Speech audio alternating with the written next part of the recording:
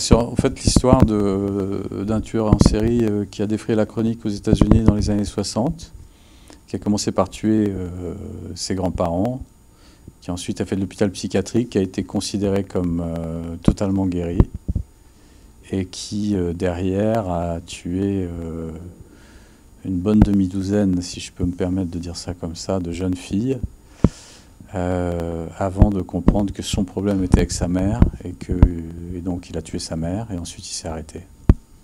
Et maintenant il est en prison à vie à Vacaville, en Californie.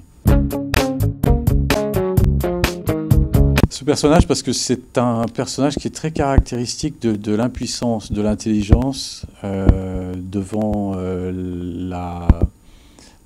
les psychopathologies, et en particulier celle qui était la sienne, qui n'était non pas une psychopathologie de naissance, parce que je crois pas qu'il y ait tant que ça de psychopathologie de naissance, en tout cas meurtrière, mais c'est quelqu'un qui a été totalement nié dans son enfance par sa mère, qui l'a pratiquement tué dans l'œuf.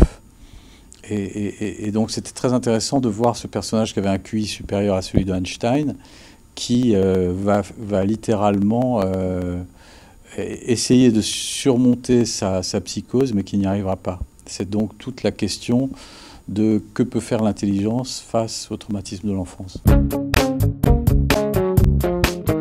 Ce que je trouve intéressant, c'est d'aller très très loin.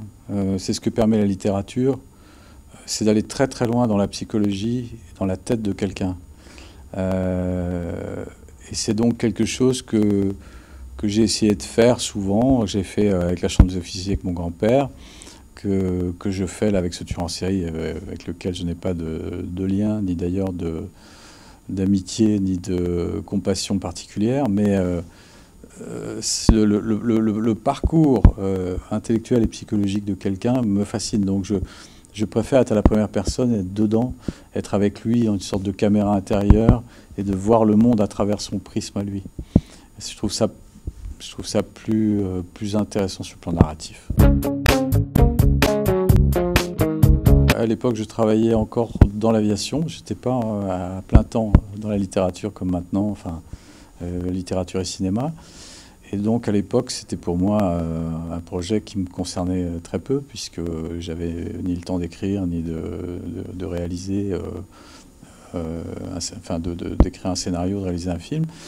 Et donc ça s'est fait, Duperron l'a fait, très bien, même si quelque part je lui dois, par rapport peut-être à des petites frustrations que j'ai eues par rapport au film, d'avoir eu envie moi-même de réaliser après mes propres livres et finalement de ne plus jamais avoir confié un de mes livres à quelqu'un d'autre. Parce que le livre, si c'est moi qui l'adapte, ça ne veut pas dire que ça sera bon, mais en tout cas, ça sera ma vision de mon propre livre. Je peux accepter aussi que ce soit quelqu'un d'autre, mais jusqu'à maintenant, ça ne s'est pas présenté dans une configuration qui me plaisait. Je crois que c'est toujours intéressant d'aider ceux qui se battent pour que la culture française reste, en tout cas déjà à l'intérieur de l'Europe, parce que on fait l'Europe, pour moi en tout cas, d'une drôle de manière, c'est-à-dire que vraiment chaque culture est restée très étanche, et tout ce qu'il y a en commun vient du marché, de la mondialisation, ce qui n'est pas toujours le meilleur. Donc l'interpénétration culturelle, c'est quand même ce qu'il y a de plus riche aujourd'hui. Et puis en plus, c'est la prise de conscience que le marché de la culture, c'est le grand marché de l'avenir, et contrairement au marché, je dirais, proprement matérialiste. J'ai 2 enfants qui ont une mère italienne, donc